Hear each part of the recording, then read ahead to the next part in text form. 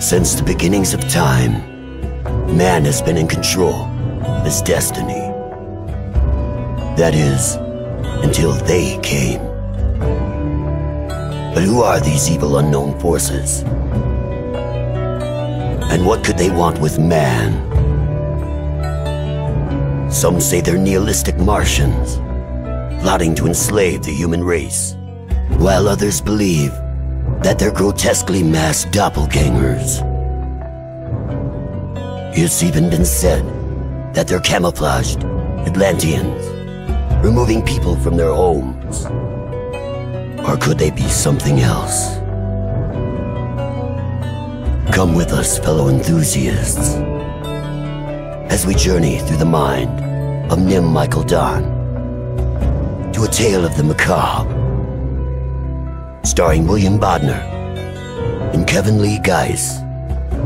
Listen closely as we give you CARP, Episode 1, Origins.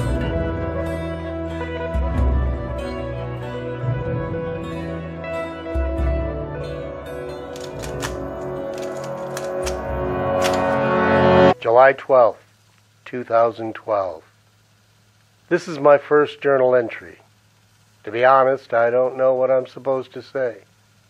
The Underground wants all agents to keep track of our activities.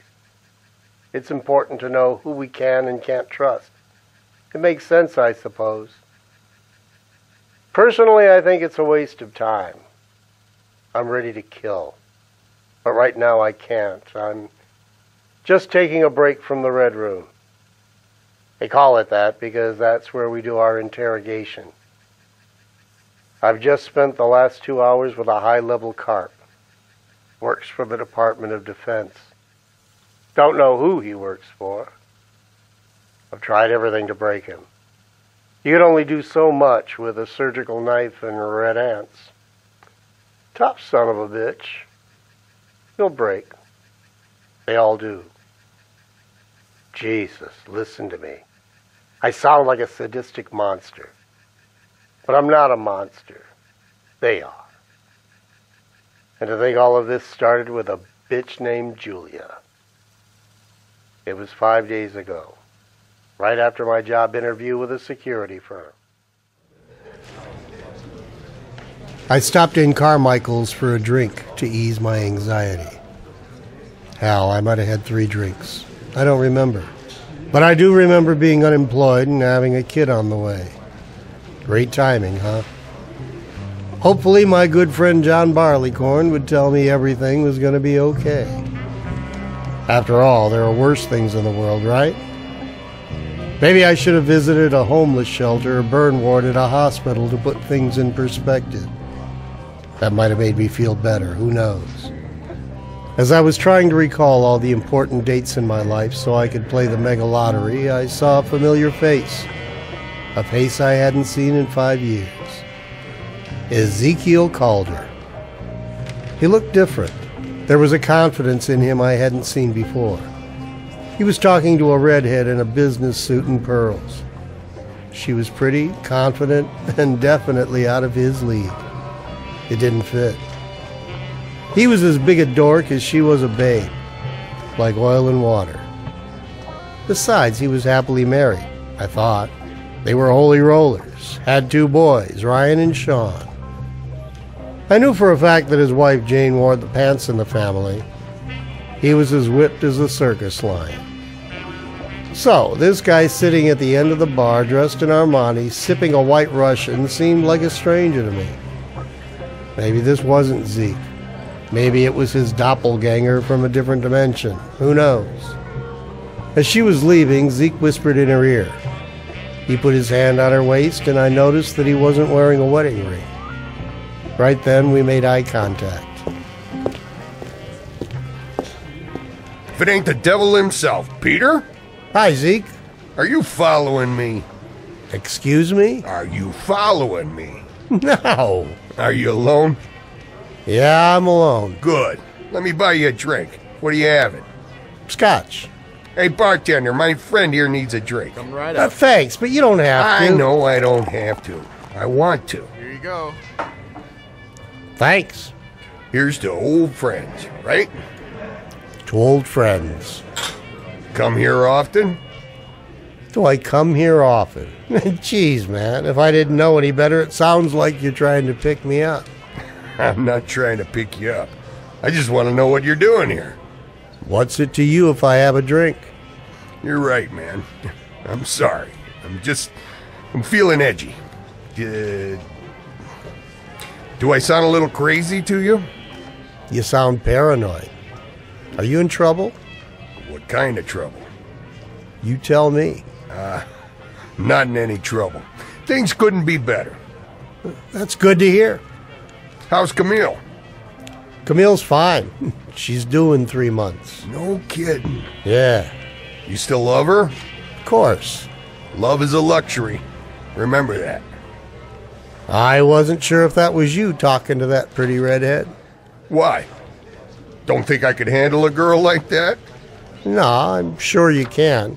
Well, we're gonna get together later tonight. It's gonna be fun. So you're not with Jane any longer? Jane. We'll have to discuss her another time. It's a little complicated. You don't have to tell me anything. It's none of my business. So, how'd the job interview go? How did you know that I had a job interview? Pretty obvious. I know you're an ex-ranger. I know you too well. Even though you're head of security and work in a corporate building, that suit you got on is much too nice for your everyday look. The tie matches, so Camille probably picked it out. You ditched the black Iron Man watch you always wear for a $10 silver watch to match your outfit. It's 3:30 in the afternoon, and you look like someone had to come up with a good answer to what qualifies you for this position and why should we hire you? The watch costs $13. How long you been without a job? 3 months. I got a nice severance, though. Not enough to get me into the 4-bedroom house I want in a gated community, but I can't complain. Sorry to hear about the job. It happens. I suppose it could be worse. Well, I'm unemployed. I have a baby on the way, and my $13 watch just stopped working. If you can convince me how it could be worse, I'll buy you a drink. Well, you could be a Cubs fan. Have another drink. You'll feel better. I promise.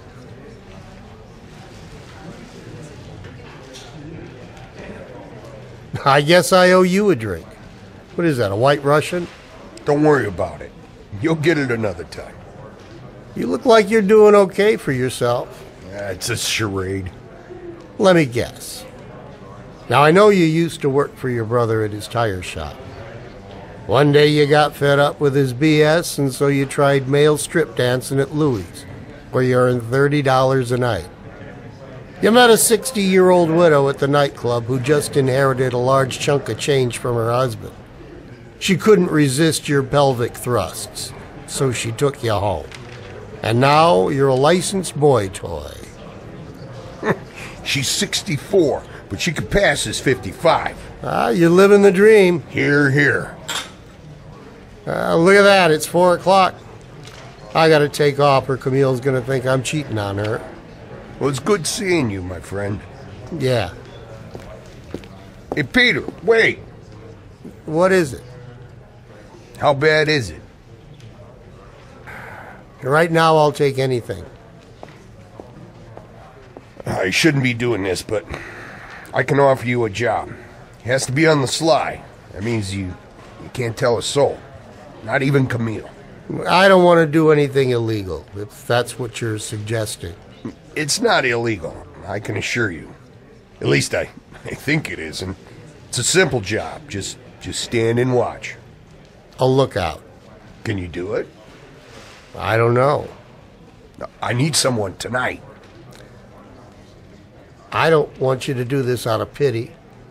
I feel awkward being indebted. It's not pity.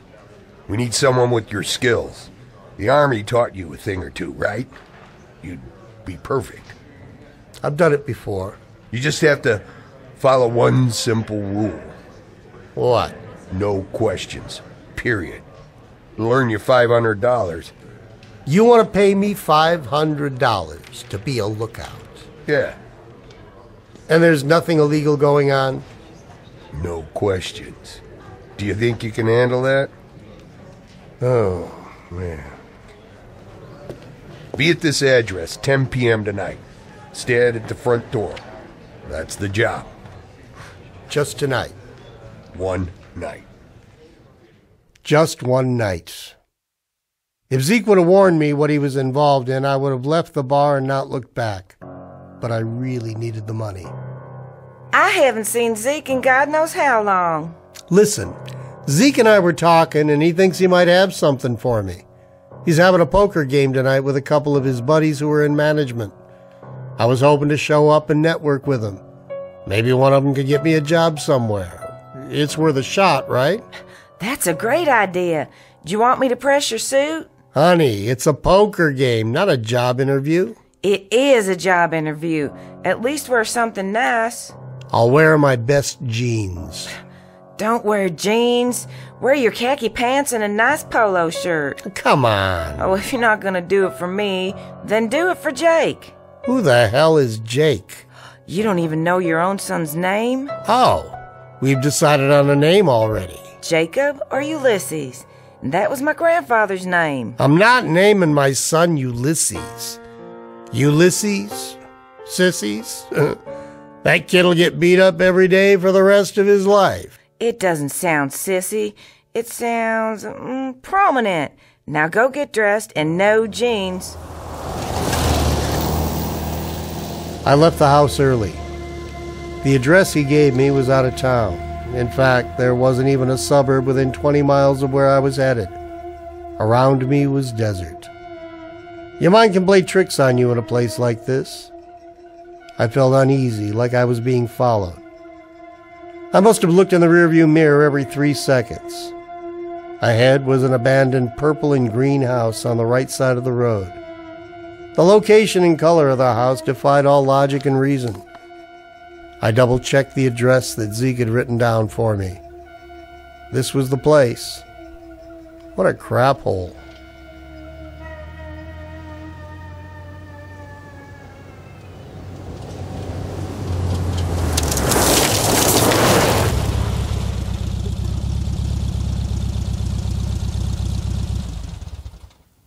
There were no other cars there besides mine. It was 5 minutes to 10, and I was beginning to wonder if Zeke had douchebagged me. It was possible Zeke was paying me back for something I did to him in the past, maybe in high school. But if Zeke was legit, then he probably didn't want to draw attention to the place. Everything about this seemed wrong. Still, I needed the money.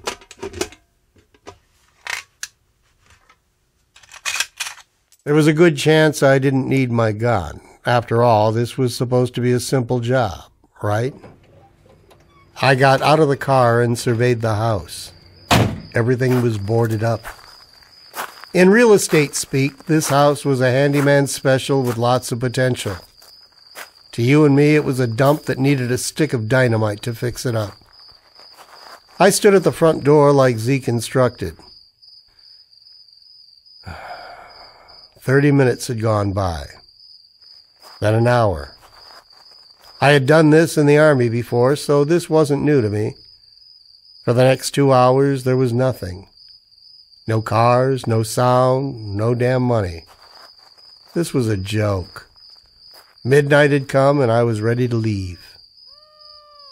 Suddenly, I heard a noise inside the house. It sounded like a woman. I put my ear to the door and listened. Maybe my mind was playing tricks with me. Maybe the solitude was making me crazy. Stop moving around. Damn, I wasn't crazy. This was real. I didn't like where my night was headed. I didn't know what sort of activity Zeke was involved in, but now I was part of it, whether I wanted to be or not. I knew I should have turned Zeke down when he insisted no questions. God, I'm a dumbass. Locked. All the windows were boarded up, so there was no chance of sneaking in. The room was empty. I couldn't see a damn thing. As my eyes adjusted, I could see that there wasn't a single piece of furniture inside. I figured it would be a matter of time before someone showed up. I wasn't quiet when I broke in. I couldn't hear the woman anymore. I was not sure if that was a good sign. Zeke? The sound was coming from the basement. The voice sounded more desperate, as if she heard me. And if she heard me... Peter! Don't move. It's okay. Please, put the gun down. I don't think so. That's a woman screaming. There's a very good explanation for that. I'm listening. Come with me and I'll show you. Zeke, don't! Peter, you're not in any danger. If I wanted to hurt you, I would have shot you already. Put your gun down and come with me. Zeke, don't turn this into a homicide. Okay, you don't have to put the gun down. But you do have to see this. Watch your head. Did you get rid of him? Hands up.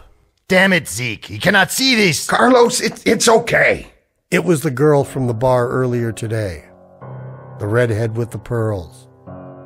She was lying on the table with a gag in her mouth and a blanket over her body. Her arms were held over her head, tied up like the rest of her. There was a moist spot over her abdominal area. It sickened me to think of what they were doing to her. Untie her, now! We can't. I'm not asking. Untie her and let her go. Hey, I say relax. Put your gun down. We got beer in the fridge. You want a beer? No, thank you. I just want you to do what I say.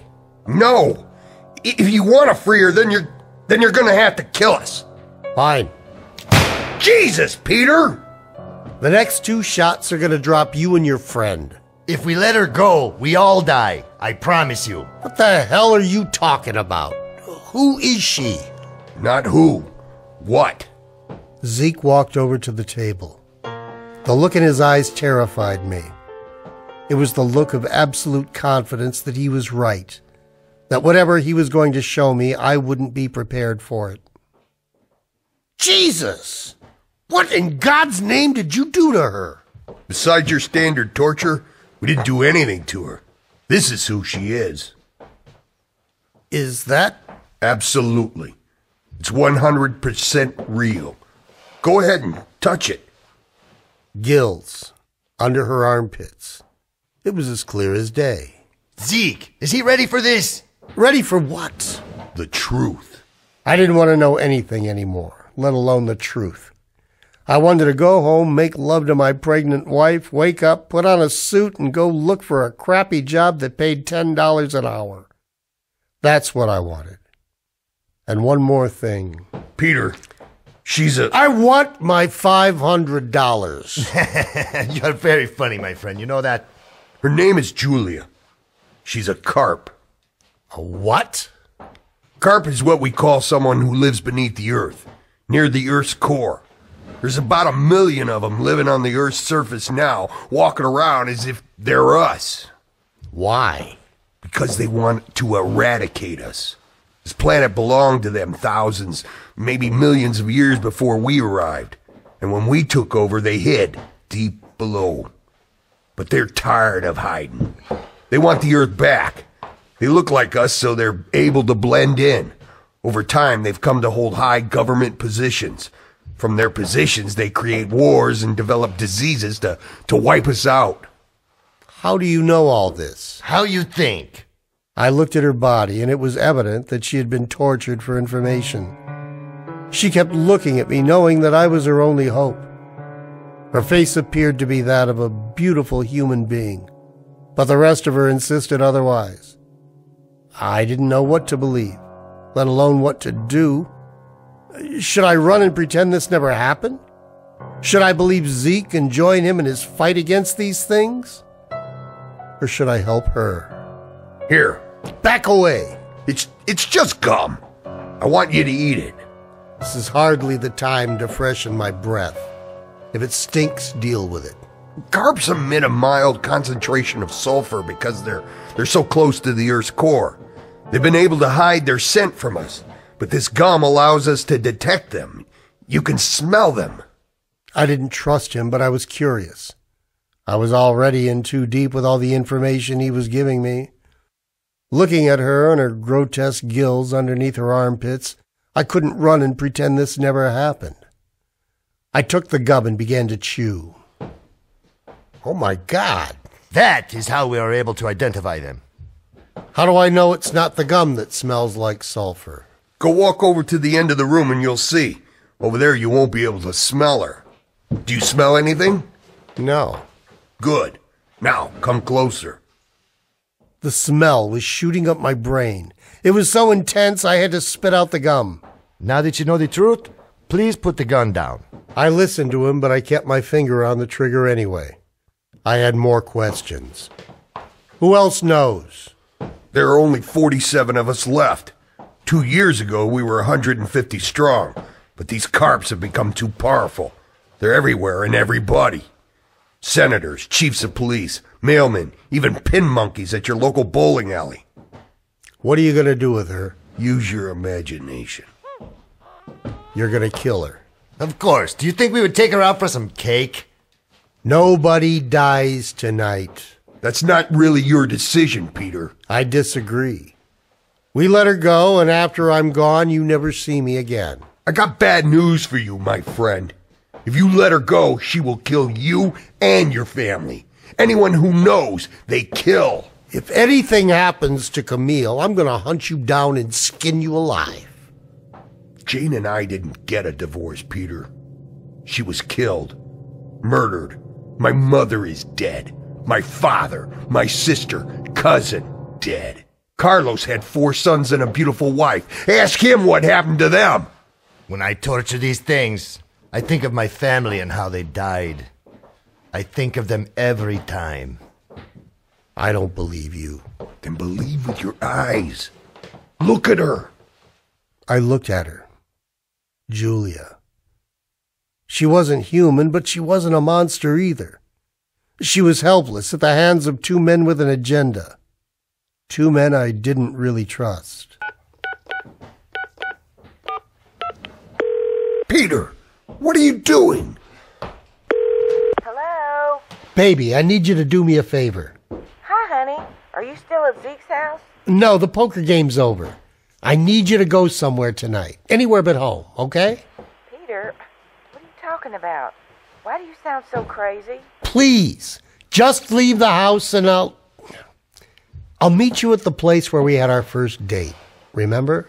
Yes, I remember. You mean Don't say it. Just go there and I'll meet you there tonight. I promise. What's going on? It's late and I don't know. Listen, I don't have time to explain. Please, just go. I'll meet you there in an hour and we'll talk then. Do you think she's going to be safe from them? If you let this monster go, she will make a phone call and everyone you know will die. Both of you, start untying her. Peter, please. Think about what you're doing. Just do it. Like Nike, huh? Just do it. Okay, I say, it's your decision. Damn straight it was my decision. But was it the right one? They untied her hands and feet and took the gag off her mouth. She got off the table and looked at me. She was naked. Big mistake, amigo. What's your name?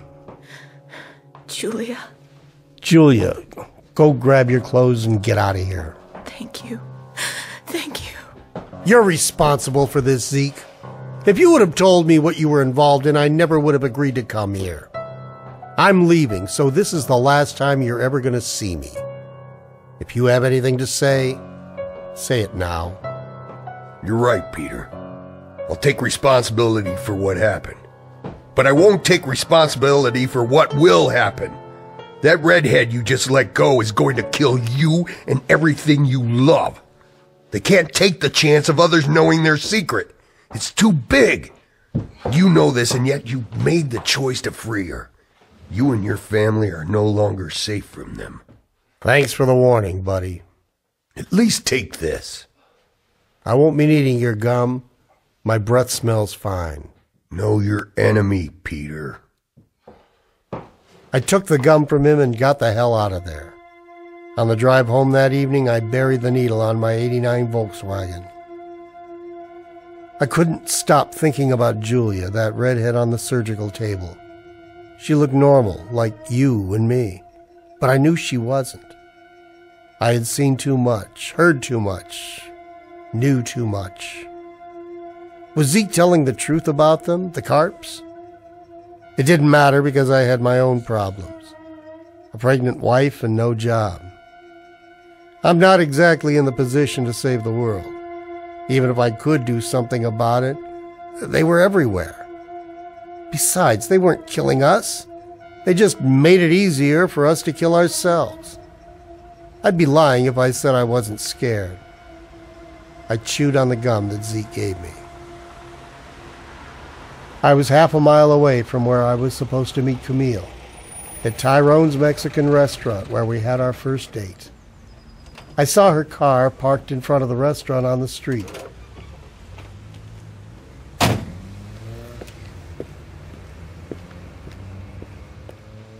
Camille! Peter! Are you all right? Yes, I'm fine. Peter, what am I doing here? I can't explain. Even if I wanted to, you wouldn't believe me. Well, you look pale.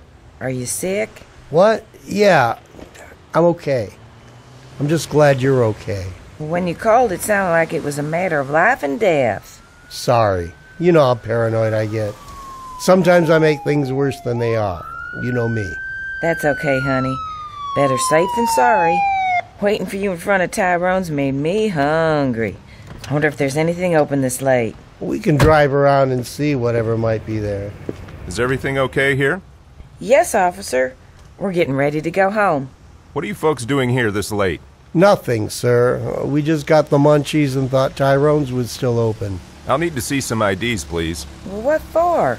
I told you we were heading home. There's been a string of robberies in this area for the past 2 months. We're just doing our jobs to keep the neighborhood safe. I know you can appreciate that. My wife fumbled through her purse to find her license. I took mine out and approached the squad car. Just then, the stench of sulfur shot through my nasal cavity that almost knocked me out. The cop looked at me strangely as I covered my nose. We were in trouble. Are you okay? I'm fine, just a little lightheaded. Here you are. The dirty SOB put a slug in the side of my neck and shoulder. I fell down and hit the ground. My wife got 5 in the chest. I was nearly unconscious, but I was aware enough to know what had happened. I lived. My wife died. As I lay motionless, I could see that redhead's face clearly in my mind. Her fresh, pale skin, red lips, innocent eyes. Rage began to overwhelm me as I crawled to Camille's side. Camille and Jake were dead. I screamed out Zeke's name as if to curse his soul. Just as I passed out, I heard footsteps running toward me. It was Zeke and Carlos. We tracked down that license plate and found out it belonged to the Scorpion. Scorpion? He's one of the better cleaners. That bitch Julia made a call, and they got to Peter. He's waking up. I opened my eyes and caught Zeke standing in the room facing Carlos. The room was bright, like a laboratory. Clean, white, sterile. Inside I could see jars filled with organs and God knows what. A Chinese man in a gray suit was with them, smoking a cigarette. He saw me regain consciousness and left the room. Peter, how you feeling? Camille?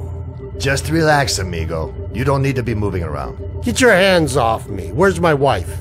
Give him a shot. What the hell are you doing? This'll calm you down. You're agitated. Don't worry. When you feel better, I'll explain everything. He didn't have to. I remembered the 7 gunshots that killed my wife and me. At least the old me. I was no longer the guy who wanted the 4-bedroom house in a gated community with the picket fences and a satellite dish. The new me lives for CARP's blood any way I can get it. Right now I have a CARP waiting for me in the Red Room. He'd rather die than talk. Even better.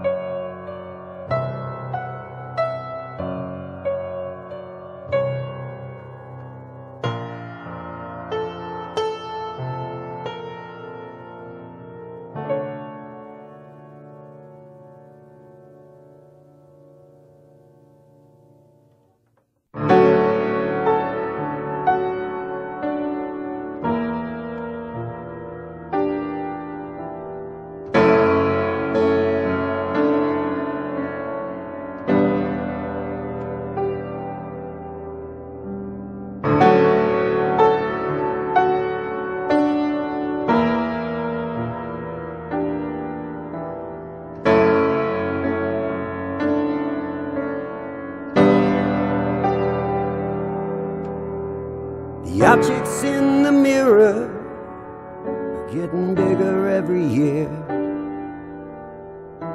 I'm hopelessly outnumbered up in here. In the air of the chair bound, and everybody dumbing down, putting on a clown frown. Supper in a small town. We were here back then, long before the dinosaurs. We keep coming back again for more.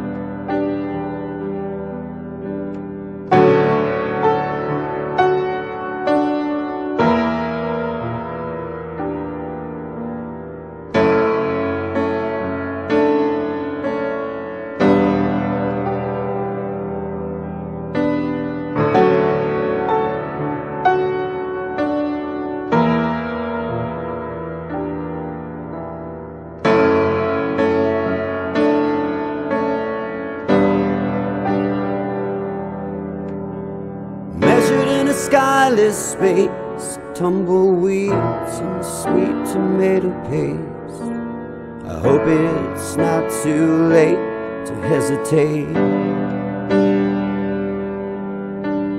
Harmonizing, death-defying, there will be no denying we were here back then, swaying on the bones of soul. The 13th century radio, and we were here back then, long before the dinosaurs. We keep coming back again for more. We were here back when the games were more than keeping score, long before the dinosaurs. The objects in the mirror are getting bigger every year. I'm hopelessly outnumbered up in here.